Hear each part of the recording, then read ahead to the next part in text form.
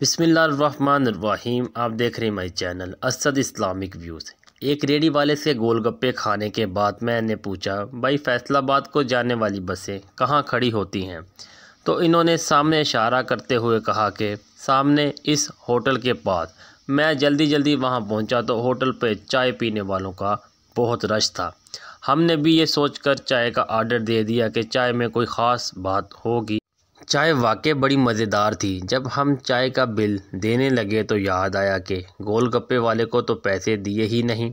वापस दौड़ते हुए गोलगप्पे वाले के पास पहुंचे और इन्हें बताया कि भाई शायद आप भूल गए हैं, मैंने आपसे गोलगप्पे तो खाए हैं लेकिन पैसे नहीं दिए। तो गोलगप्पे वाला मुस्कुराते हुए कहने लगा, भाई जिसके बच्चों की रोज़ी इन्हीं गोलगप्पों पे लगी है वो पैसे कैसे भूल सकता है? तो फिर आपने पैसे मांगे क्यों नहीं? मैंने हैरान होते हुए पूछा तो कहने लगे, भाई ये सोचकर नहीं मांगे कि आप मुसाफिर हैं, शायद आपके पास पैसे ना हों। अगर मांग लिए तो कहीं आपको शर्मसारी ना उठाना पड़े। एहसास की इंतहा।